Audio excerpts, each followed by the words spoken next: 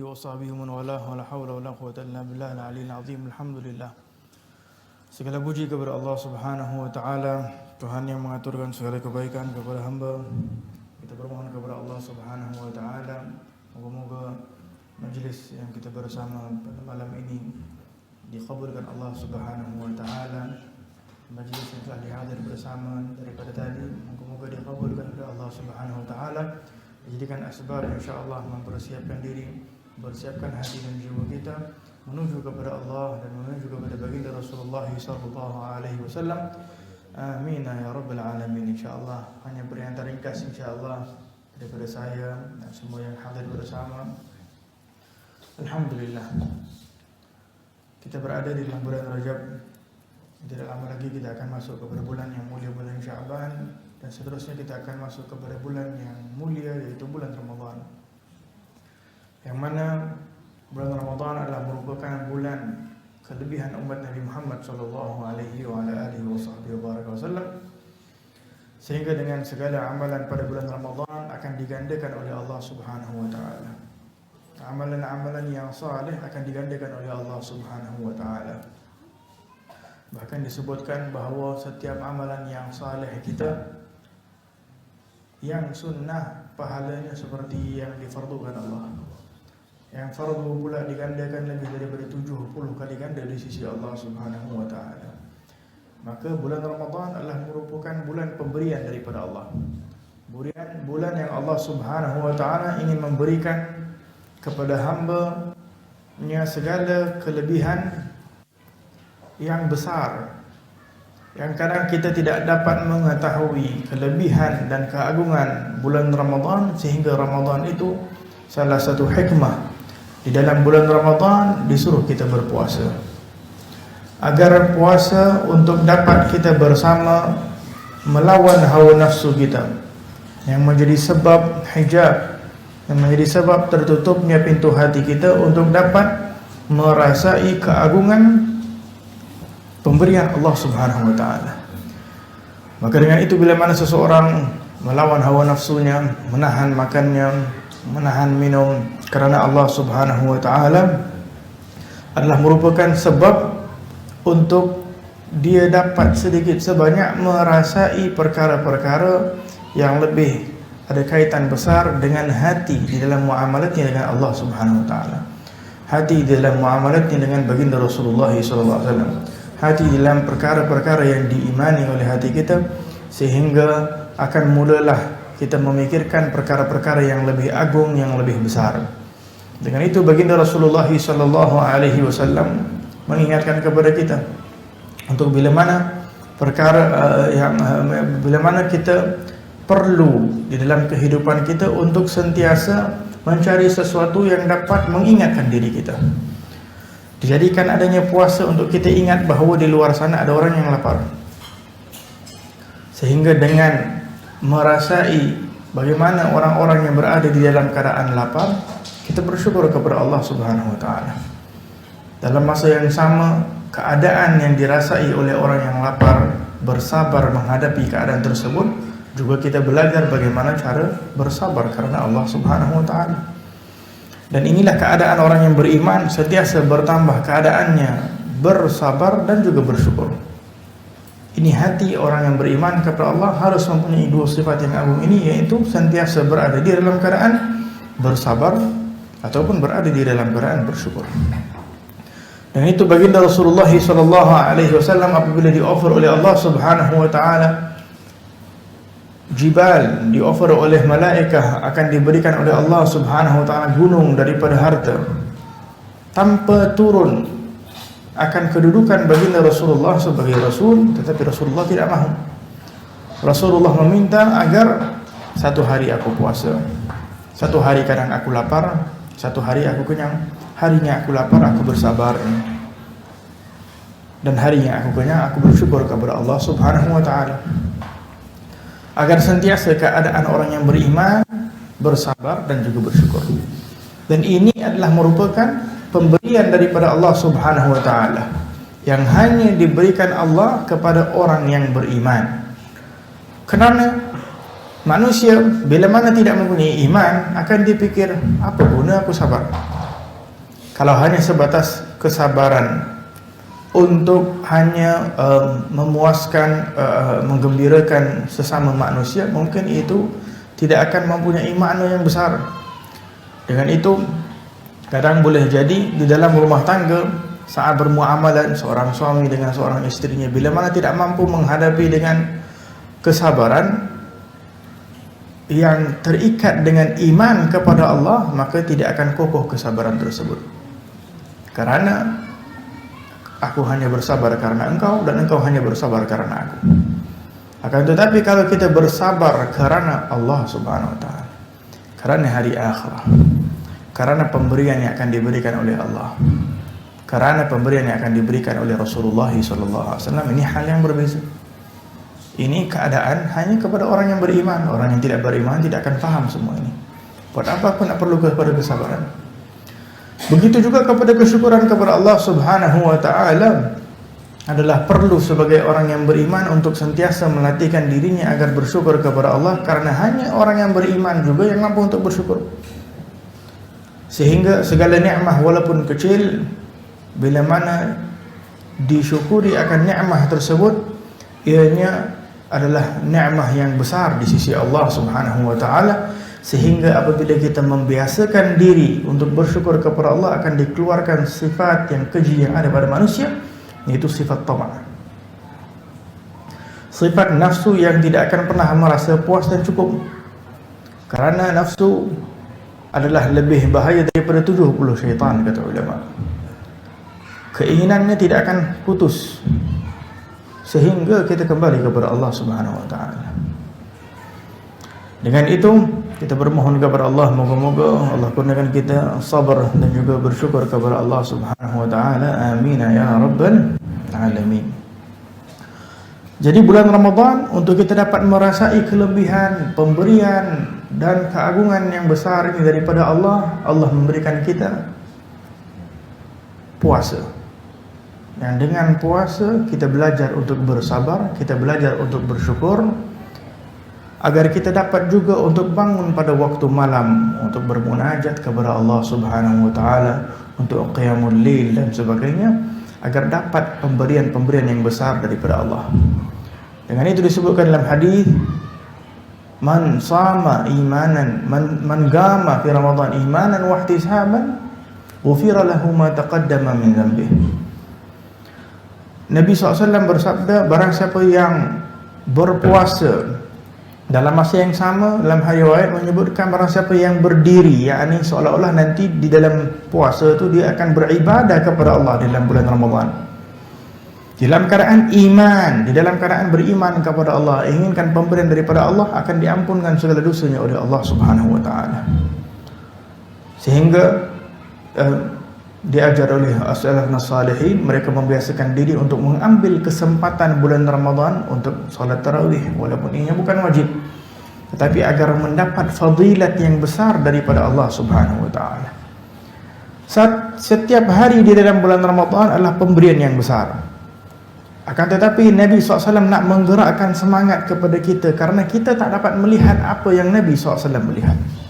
Kita tidak dapat merasai apa yang dirasai oleh Rasulullah. Jadi Nabi memberitahu di dalam bulan Ramadan juga ada Lailatul Qadar, yang ini lebih daripada 1000 syahr.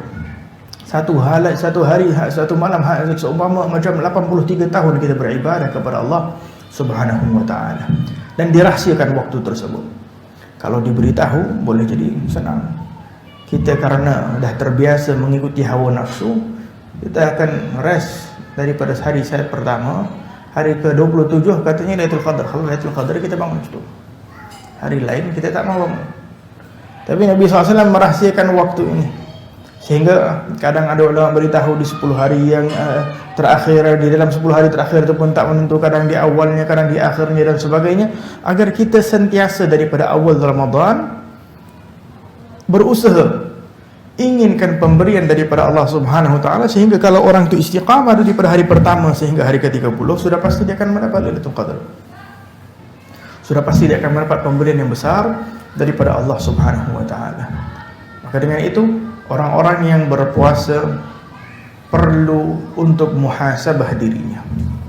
Kerana Disebutkan bahawa bila mana jasad kita berada di dalam keadaan lemah, maka nafsu ni agak sedikit sebanyak melemah juga. Seperti mana bila mana kita berada di dalam keadaan kuat, maka nafsu pun akan menjadi lebih kuat. Sehingga orang yang berada di dalam kuat, boleh jadi lidahnya dia tidak mampu menjaga dan sebagainya. Tapi kalau dalam keadaan berpuasa, badan dia pun dah letih, nak bercakap pun dah penat, dah letih. Apalagi macam mana nak mengumpat orang lain, nak mengutuk orang lain. Kecuali orang yang dah terbiasa mengikuti hawa nafsunya, sehingga walaupun di dalam keadaan penat macam tu pun masih dia mengikuti hawa nafsunya. Sehingga pada bulan Ramadan, bulan dah dia dah puasa, dah penat, dah letih, pun lidahnya bukan digunakan untuk ingat kepada Allah, tapi masih dia sanggup untuk perkataan yang dah kurang tenaga ini, lidahnya berkata perkataan yang haram, wal'iyadzubillah. Dengan itu salah satu rahsia di dalam berpuasa adalah tidak lain dan tidak bukan untuk melatihkan hawa nafsu kita ini, melawan hawa nafsu kita. Sehingga disebutkan dalam firman Allah Subhanahu wa taala tentang Ramadan, tentang puasa, kutiba 'alal ladzina min qablikum la'allakum tattaqun. Syahrul Ramadan, bulan puasa, kata Allah Subhanahu wa taala, telah ditulis kefarduannya kepada kamu, dan juga seperti mana kaum-kaum sebelum kamu juga mereka berpuasa. Tujuannya la'allakum tattaqun, agar kalian bertakwa kepada Allah. Itu tujuan puasa. Orang yang berpuasa bermakna dia melatihkan dirinya untuk bertambah takut kepada Allah, bertambah sifat cinta kepada Allah, bertambah rindu kepada Allah Subhanahu wa taala. Dan kita dapat mengetahui bahawa perkara yang menghalang kita daripada perkara yang agung ini, daripada sifat takut dan cinta dan rindu kepada Allah, adalah hawa nafsu kita. Sehingga di dalam hadis Nabi SAW diriwayatkan Imam Muslim bahawa kalau dah datang bulan Ramadan, syaitan diikat. Supaya tak ada orang bagi alasan, ini aku buat maksiat, semua syaitan punya pasal. Khalas, dah tak ada alasan lagi. Syaitan pun terikat daripada awal Ramadan sampai akhir Ramadan. Maka bagaimana masih ada di dalam bulan puasa orang melakukan dosa? Kata ulama, karena keterbiasaan dia di dalam mengikuti hawa nafsunya, kerana dah menjadi adat sebuah dosa, sehingga dia tidak merasai bersalah lagi apabila melakukan perkara yang haram. Dengan itu kata Nabi SAW, berapa banyak orang yang berpuasa tetapi dia tidak dapat apa-apa kecuali lapar dan dahaga, kosong. Kenapa? Karena dia berpuasa tetapi lidahnya tidak berpuasa. Dia berpuasa tahan makan dan minum, tetapi matanya tidak berpuasa. Dia berpuasa akan tetapi hatinya tidak berpuasa, sehingga dia mempunyai penyakit-penyakit hati yang berbahaya, yang akan menjadi sebab orang itu berada dalam keadaan su'ul khatimah, wal'iyadzubillah. Maka dengan itu, hadirin hadirat yang dirahmati oleh Allah Subhanahu wa taala, perlu kita menjadikan bulan Ramadan dan sebelum datangnya bulan Ramadan persiapan untuk kita cinta kepada Allah, persiapan untuk kita cinta kepada Rasulullah SAW. Kita muhasabah diri kita, sampai bila kita nak cinta dunia, sampai bila kita nak cinta manusia kerana dunia, sampai bila kita ingin mencintai perkara-perkara yang hina, tidak pernah terlintas di dalam umur hidup kita untuk cinta kepada Allah, sedangkan kita dah yakin bahawa satu hari kita akan tinggalkan harta kita, keluarga kita, rumah kita, segala macam benda akan kita pasti tinggalkan. Maka paling kurang satu waktu di dalam harinya dia kosongkan untuk Allah, sehingga dia bermuhasabah dirinya, merenungi apa yang menghijabkan hati aku di dalam merasakan hubungan aku dengan Allah. Kita tahu ada orang saleh, mereka cinta kepada Allah. Kita tahu Nabi SAW keadaannya bagaimana. Kenapa kita tak mampu nak sampai seperti keadaan orang-orang salihin? Kita muhasabah diri kita. Disebutkan oleh ulama, nafsu ini lebih teruk dan lebih bahaya daripada syaitan kerana dua perkara. Salah satunya adalah kita ini suka kepada nafsu kita. Manusia itu dia suka kepada nafsunya. Kalau ada orang lain mempunyai keburukan, dia cepat nampak keburukan orang lain. Tapi kalau keburukan diri dia sendiri, dia tak nampak. Pasal dia suka diri dia suka hawa nafsu dia. Dia pemarah, dia tak sedar. Kalau orang lain marah, engkau ni pemarah. Dia ini mempunyai sifat sombong, dia tak sedar. Tapi orang lain, dia itu sombong lah. Dia nampak segala macam penyakit dekat orang luar, tetapi dia tak nampak yang ada dekat dalam dirinya sendiri. Ini yang bahaya pertama disebutkan oleh ulama, bahayanya hawa nafsu kita. Dengan itu ubatnya bagaimana? Perlunya kita punya waktu kita muhasabah diri kita. Adakah kita mempunyai penyakit-penyakit hati ini? Kita duduk dengan ulama, kita hadirkan hati kita dengan harapan daripada Allah agar Allah menjalankan melalui lidah orang saleh untuk ingatkan diri kita, agar dapat teringat hati kita apa penyakit hati yang ada, sehingga kita usaha malam, kita bangun, kita berdoa, kita bertaubat kepada Allah Subhanahu wa ta'ala. Karena al-mu'min, orang yang beriman, adalah cerminan kepada mukmin yang lain. Begitu juga disebutkan oleh ulama bahawa yang kedua adalah hawa nafsu kita ini bahaya kerana disebutkan hawa nafsu kita ini adalah sesuatu yang seperti pencuri, penyamun, as-sariqah. Karena nafsu ni diumpamakan macam orang yang dah kenal kita rapat sangat, macam orang yang duduk dalam rumah. Kalau pencuri daripada luar, kita tahu, kita dah pasang kamera ke apa, kita dah tahu ni pencuri. Tapi kalau pencuri orang dalam rumah, adik-beradik sendiri ke, anak kita, kita tak sedar. Bertahun-tahun dia curi pun kita boleh jadi tak sedar, karena dia dah duduk kat dalam rumah, dia dah jadi orang rumah kat dalam. Begitulah hawa nafsu, kata ulama. Nafsu ni dia duduk kat dalam. Jadi kita tak tahu apa tujuan dia, apa maksud dia dan sebagainya. Kita penuhi saja. Apa yang dia nak, kita penuhi. Begitu juga kata ulama, kadang diumpamakan seperti hawa nafsu ini seperti anak yang kecil. Kadang anak yang kecil, bila mana dia minta, kita manjakan, kita berikan. Kita kan merosakkan anak tersebut. Tetapi apa yang diminta kadang kita tak sanggup kalau tak bagi, kerana kita dah biasa untuk nak memanjakan hawa nafsu. Bila hawa nafsu kita duk berikan, apa yang terjadi? Dia membesar dan semakin kuat. Sehingga kalau mak bapak dia tak bagi, dia lebih marah. Dia bukan lagi meminta macam biasa, tetapi dia akan jadi marah, sehingga dia sanggup untuk memukul ayah dan ibunya kalau tidak berikan kepada apa yang diingini, karena dah diberikan. Tiba-tiba kita nak tarik dah susah. Kadang itu hawa nafsu pun macam tu juga. Cara untuk kita melatihkan bukan kita tutup pintu sehabisnya, tak bagi makan minum langsung, khalas bulan puasa Ramadan lah. Kita bagi dia sahur, kita tahan lidah kita tahan makan minum kita. Dalam masa yang sama kita usaha untuk berpuasa seperti mana orang salihin berpuasa, untuk menahan juga mata kita yang selama ni duk tengok benda yang haram. Dah terbiasa, usaha bulan Ramadan jujur kepada Allah, tahan untuk tidak melihat perkara yang haram. Jujur kepada Allah, pada bulan Ramadan paling kurang lidah kita tidak berkata perkataan yang haram, dan kita pasti akan dapat efeknya. Karena kata ulama, barang siapa yang diberikan taufik oleh Allah dapat menjaga dirinya pada bulan Ramadan, insya-Allah sehingga kepada bulan Ramadan yang satu lagi, dia akan berada di dalam keadaan yang baik. Moga-moga insya-Allah kita menjadi hamba Allah yang insya-Allah dapat istiqamah pada bulan Ramadan, dapat melakukan kebaikan. Amin ya rabbal alamin. Maka dengan itu ulama berkata, ini dua perkara.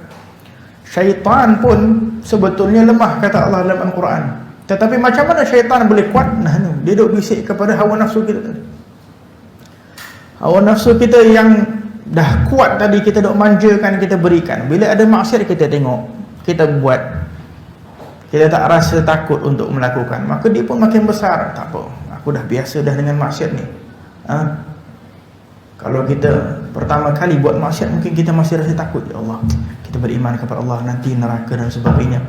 Tapi kali pertama dah buat, kali kedua dia takut sikit, kali ketiga, kali keempat, khalas.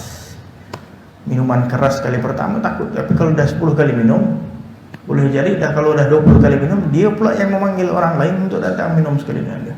Tak ada sifat takut oleh kata billah. Maka dengan itu syaitan menjadi kuat apabila kita orang yang lemah, iaitu kita yang mengikuti hawa nafsu kita. Nah, itu kata ulama, orang yang mengikuti hawa nafsunya, yakni orang yang menjadi hamba kepada nafsunya, dia ini lebih teruk daripada bahimah. Dia lebih teruk daripada haiwan ternakan, binatang. Karena binatang ini dia tak ada akal, dia hanya ada nafsu.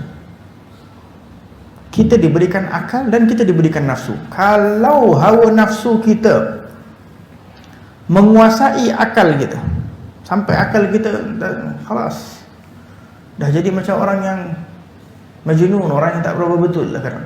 Kadang orang yang buat maksiat, orang yang buat haram, dia dah tak sedar. Karena khalas hawa nafsu ni dah menguasai dirinya. Sehingga kata Imam Al-Ghazali, kadang bahagian daripada nafsu juga seperti contoh marah. Bila mana seseorang tak biasa diri dia melawan hawa nafsunya saat dia marah, dia tak mampu nak menahan kemarahannya kerana Allah, sehingga dia dah jadi madkhal, dia buka pintu untuk syaitan masuk. Sehingga disebutkan kalau time dia marah, dia tak mampu nak kontrol, syaitan masuk ke dalam dirinya, sehingga syaitanlah yang akan kawal dia, membantu bersama hawa nafsunya tadi. Sehingga kadang kalau kucing lalu kat depan mata dia tengah marah, sekali dengan kucing pun dia tendang habis, pinggan, mangkuk, wah segala macam benda lah walhasil. Dan kalau time dia tengah marah tu, dia tengok cermin muka dia pun boleh jadi dia takut. Lepas tu pasal matanya merah dan sebagainya. Kenapa? Kerana dia tak mampu nak mengawal hawa nafsunya tadi. Bila mana datangnya perkara-perkara yang menggerakkan hawa nafsu tadi itu. Maka dengan itu, bulan Ramadan adalah bulan untuk kita melatihkan hawa nafsu kita, sehingga kita dapat bersabar untuk menjalani segala ibadah kerana Allah Subhanahu Wa Taala. Nabi SAW bersabda, orang yang kuat adalah orang yang mampu menahan kemarahan saat diuji dengan kemarahan. Ini orang yang betul kuat. Kita berada di akhir zaman sekarang ditipu banyak dengan barat dan sebagainya. Orang yang tidak beriman, mereka tak ada bimbingan. Orang yang kuat, yakni kalau kita boleh kalahkan dia balik, kita kena kutuk, kita kutuk dia balik. Kita kena maki, kita maki dia balik. Kita ajar dia balik. Tapi orang yang beriman lah, Nabi SAW ajar benda lain. Orang beriman, kata Nabi SAW, adalah bila diuji dengan kemarahan, dia dapat mengawal hawa nafsu, dia dapat tahan marah. Yang itu datang suatu ketika seorang kepada Rasulullah SAW. Orang ini Yahudi, dia datang kepada Rasulullah untuk minta hutangnya kepada Rasulullah. Nabi SAW pernah hutang kepada ini orang Yahudi. Datang ini orang Yahudi pada waktu untuk nak menuntut, nak meminta hutangnya pada waktu yang tak sepatutnya diminta, pasal dia janji belum sampai lagi waktu untuk nak dibayar oleh Rasulullah. Tapi dia datang awal. Dia datang awal time Nabi SAW. Bayangkan kita punya position kalau macam tu. Rasulullah orang yang dimuliakan dengan para sahabat kanan kirinya. Dia datang kepada Rasulullah ni, Rasulullah pakai rida, dia tarik ridanya Nabi SAW sampai merah. Kerana dia pakai, Nabi SAW kebetulan tengah pakai rida daripada Yaman yang agak kasar tu rida. Dia tarik sampai merah Nabi SAW. Sayyidina Umar tengok, dia kata, ini orang, ya Rasulullah, izinkan aku pancung ni kepala ni orang. Tak ada adab.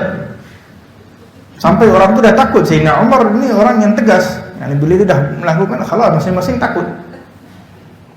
Jadi bila keadaan begitu, Nabi SAW wala berubah, wala marah, wala muka dia berubah. Tak.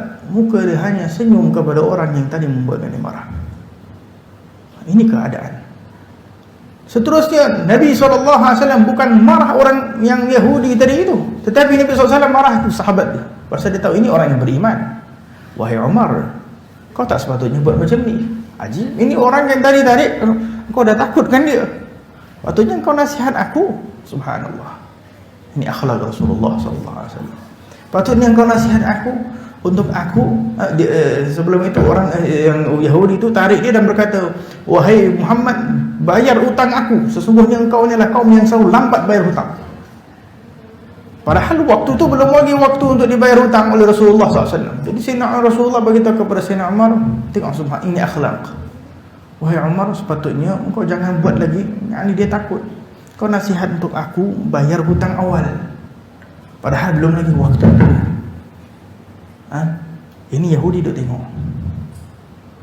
Sayyidina Umar pun je, wahai Umar, kerana engkau dah takutkan dia macam ni, dah pergi ambil wang untuk bayarkan daripada wangnya Rasulullah SAW, dan tambahkan lagi hadiah kepada dia kerana engkau dah takutkan dia. Sayyidina Umar kata, la haula wala quwwata illa billah. Tambah lagi, ini orang Yahudi dah buat jahat kepada Rasulullah, disuruh bagi ekstra lagi. Ya akhir Sayyidina Umar pun keluar dengan orang Yahudi, keluar balas, bagi dia punya hutang dia, bagi lagi ekstra, tambah lagi hadiah kepada dia. Orang ni pun keluar. Apabila Sayyidina Umar masuk balik, dia ni pun datang balik masuk. Lupa ini orang Yahudi ni sampai kepada Rasulullah SAW. Dia berkata, wahai Muhammad, asyhadu an la ilaha illallah wa asyhadu anna Muhammadur Rasulullah. Dia masuk kepada agama Islam. Karena ini orang Yahudi, dia sebetulnya adalah orang yang rahib Yahudi, yakni orang yang paderi, yang dah faham tentang agama Islam, tapi dia belum masuk dalam agama Islam kerana dia duk tengok sifat-sifat Nabi. Dan dibaca di dalam kitabnya Taurat ni semua bahawa salah satu sifatnya Nabi ni semua dia dah tengok, kecuali ada satu saja dia nak kena test saja, iaitu seorang Nabi, seorang Rasul ni macam Nabi Muhammad SAW ni adalah mazdada jahlan illa hilma. Tidak bertambah. Orang kalau duduk tengah uji dia dengan kemarahan, dengan apa, tidak akan bertambah kemarahan kecuali kelembutan. Jadi dia sengaja nak test ini Nabi SAW. Dia pergi untuk test, dia tengok buat Nabi marah, tak boleh nak buat Nabi SAW marah.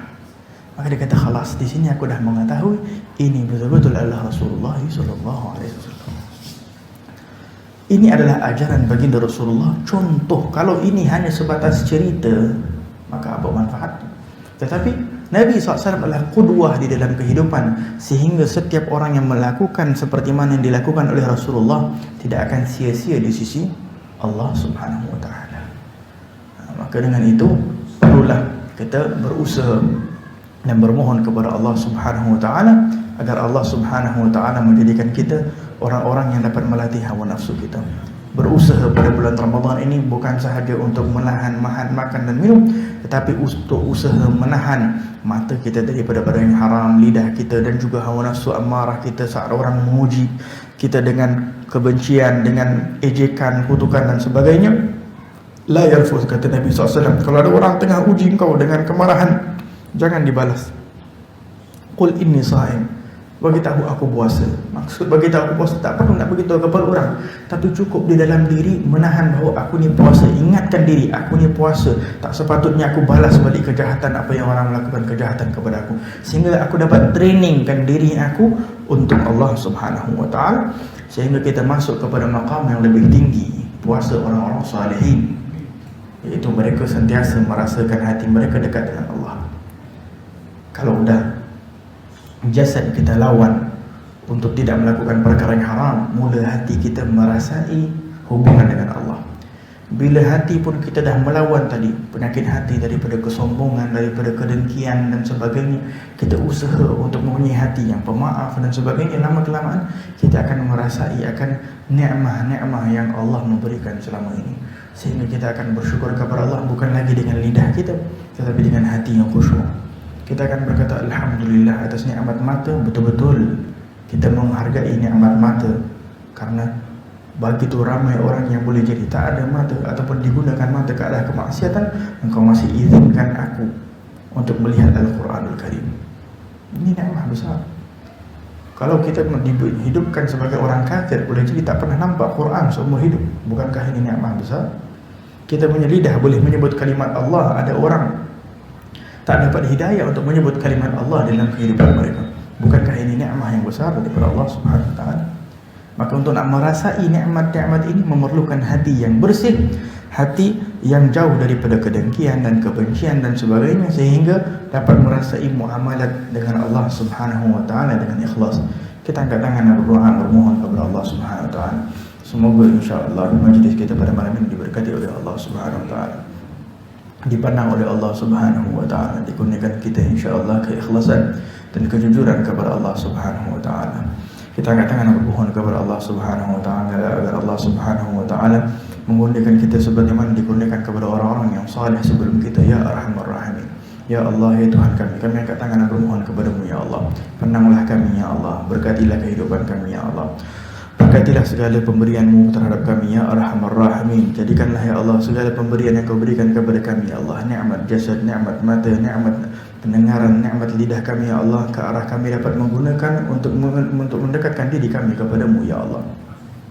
Janganlah Kau jadikan kami ya Allah hamba yang hanya mengikuti hawa nafsu ya Allah, yang hanya memenuhkan hawa nafsu kami, sedangkan kami mengetahui dan meyakini bahawa hawa nafsu tidak akan puas ya Arhamar Rahimin. Kami bermohon kepada-Mu ya Allah, jadikanlah ya Allah nafsu kami nafsu yang tinggi ya Allah, yang mulia, yang suci ya Allah, yang hanya inginkan keridhaan-Mu ya Allah, yang hanya tenang dengan menyebut nama-Mu ya Allah, yang hanya berada di dalam keadaan rindu kepada-Mu ya Arhamar Rahimin. Ya Allah, ya Tuhan kami angkat tangan dan bermohon kepada-Mu ya Allah. Kurniakanlah kepada kami ya Allah taubatan nasuha ya Allah, taubat daripada segala dosa yang pernah kami lakukan ya Allah. Kami tidak mengetahui bila akan kami kembali kepada-Mu ya Allah.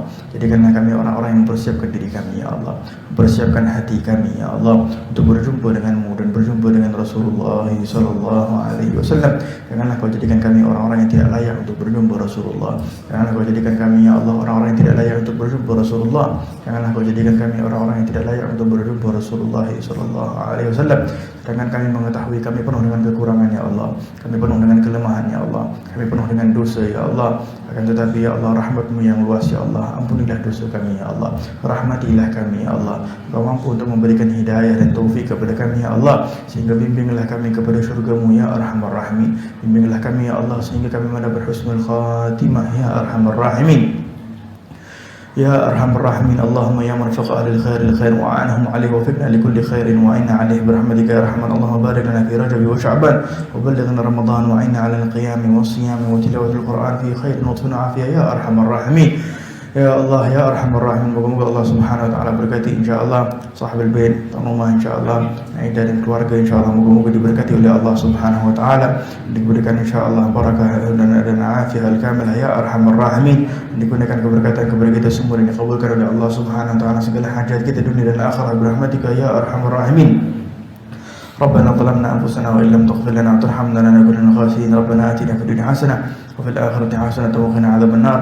وصلى الله على سيدنا محمد النبي الأمي وعلى آله وسلم. الحمد لله رب العالمين. بسر الفاتحة.